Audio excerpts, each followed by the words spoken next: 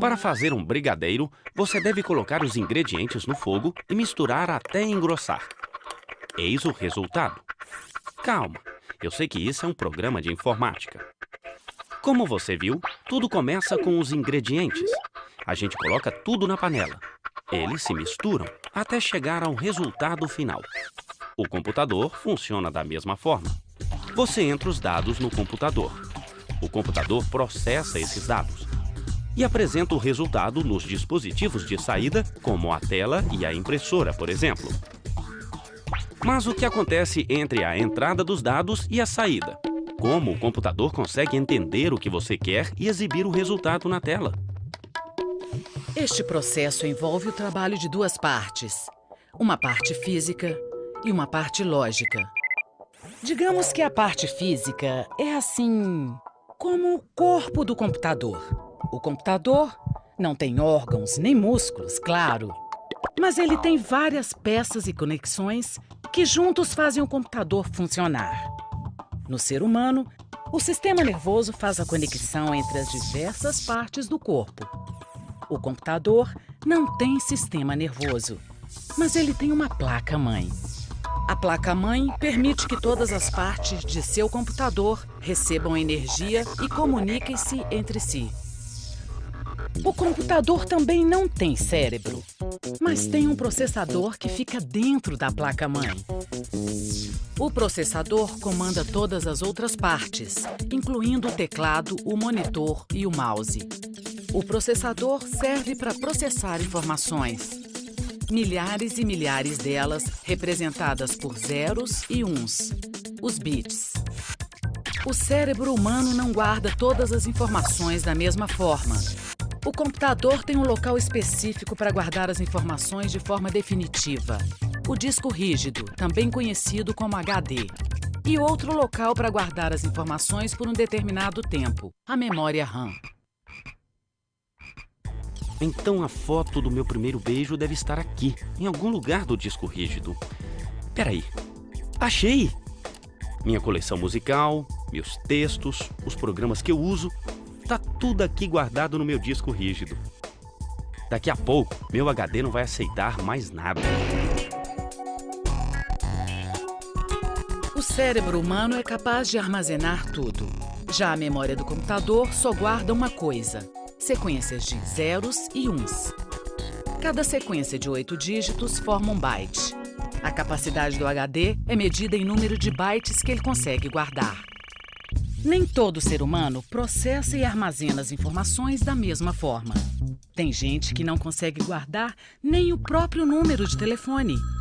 A capacidade de armazenamento também não é a mesma em todos os computadores. Os HDs dos computadores atuais podem guardar bilhões e até trilhões de bytes.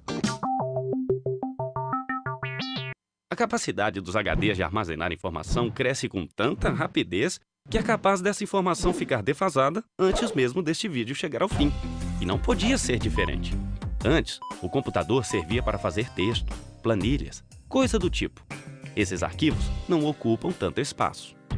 Um computador hoje pode ter jogo, vídeo, música, milhares de fotos. Haja espaço para armazenar tanta informação.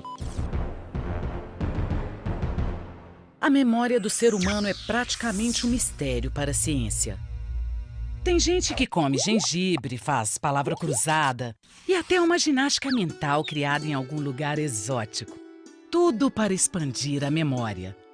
No caso do computador, nada disso funciona. Quando o HD do computador chega ao limite, as opções são: trocar o computador, instalar o novo HD, fazer uma faxina geral, ou guardar parte dos arquivos em dispositivos como o CD, o DVD ou o pendrive. Os pendrives funcionam como um pequeno HD móvel que a gente pode levar para todo canto. Por isso, é muito usado para transferir informações de um computador para outro. Mas onde a gente estava antes de começar a falar sobre isso? Ah, a gente estava falando do tal hardware, a parte física do computador. Assim como o homem, os computadores podem ter formas diferentes. Em alguns computadores, a placa-mãe e outros elementos ficam reunidos em um gabinete separado da tela e do teclado. No caso do computador portátil, todos os componentes ficam reunidos em uma única peça. O monitor é o principal meio de comunicação entre o homem e a máquina. Existem diferentes tipos de monitor. A tela do monitor LCD é formada por pequenas células de cristal líquido entre duas placas de vidro. Atrás de cada ponto da tela existem 3 lâmpadas, uma azul, uma verde e uma vermelha. Os cristais líquidos funcionam como uma persiana, controlando a quantidade de luz. A tonalidade de cada ponto destes depende da quantidade de luz que passa pela persiana. O tamanho e a resolução variam de monitor para monitor. O tamanho é medido na diagonal, em polegada. A resolução é medida em pixels. Um pixel é a menor unidade da imagem. Quanto mais pixels o monitor tiver, maior a resolução do monitor. O termo resolução é usado para descrever o nível de detalhe de uma imagem. Alguns monitores funcionam com o toque do dedo. Mas essa tecnologia ainda não é muito utilizada em computadores pessoais. Para comunicar com o computador, a maioria de nós usa mesmo o mouse e o teclado. O mouse é uma espécie de extensão das mãos de uma pessoa. Ele serve para controlar o movimento do cursor na tela do computador. Existem vários tipos de mouse. Alguns, para controlar o movimento, possuem uma bola em sua parte inferior. Outros funcionam a laser. Os mouses podem vir com um ou mais botões. Esses botões servem para dizer à máquina o que ela deve fazer. Com eles, é possível arrastar itens, desenhar, abrir arquivos. Usar o mouse é que nem dirigir. Com o tempo, a gente faz no automático. Mas este simpático ratinho foi uma dessas invenções que custam a pegar. O mouse só chegou ao mercado no começo da década de 80. Outro elemento fundamental para se comunicar com o computador é o teclado.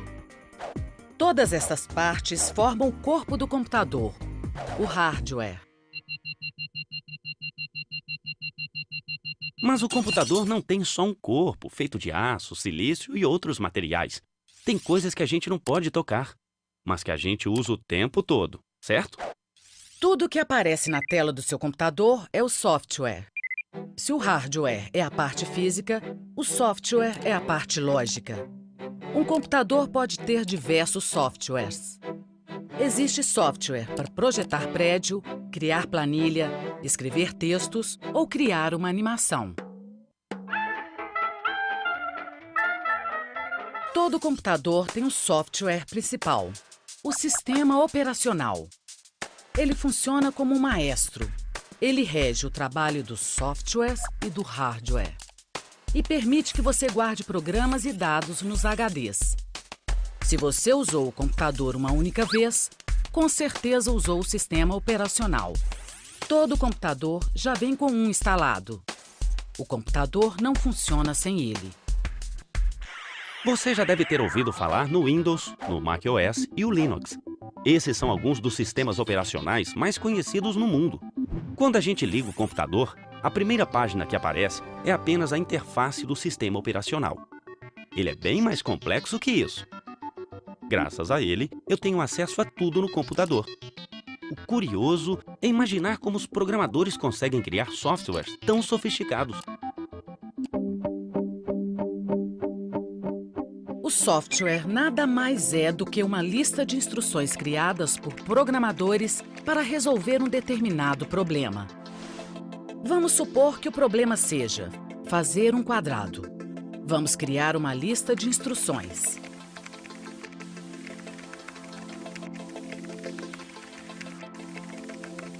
Para fazer este quadrado, usamos 2 comandos. Bastaria dizer algo como: para fazer um quadrado, repita 4 vezes. Avance 10, direita. Como se trata de uma operação comum, poderíamos utilizar apenas a instrução seguinte: Quadrado. Um software para criar um quadrado seria algo como: é isso que um programador faz. Ele cria uma lista de instruções para que o processador possa executar uma determinada função. O desafio dele é criar uma lista simples, mas eficiente. Essas instruções se parecem um pouco com a linguagem do ser humano. Mas os primeiros computadores não eram nada amigáveis. Era preciso usar códigos cabeludos para fazer até operações simples. O computador apresentava esse código na forma de uma porção de luzinhas, como nos antigos filmes de ficção científica. Esses eram os computadores antigos, com muito hardware e pouco software. Nos primórdios da informática, o valor final de um computador estava todo concentrado no hardware e não nos programas. Hoje, o software é a parte mais sofisticada e mais cara do computador. Uma alternativa são os softwares gratuitos, conhecidos como softwares livres. A receita desses softwares é livre. Todo mundo pode ver, mudar, melhorar. Existem softwares livres que realizam praticamente tudo o que os softwares comerciais fazem. E alguns são melhores. Gratuitos ou não, o fato é que os softwares dão vida ao computador. Graças a ele, é possível realizar atividades tão distintas quanto ver vídeos, editar música, gerenciar a venda de produtos em uma empresa, jogar, diagramar livros, organizar arquivos ou simplesmente escrever um texto.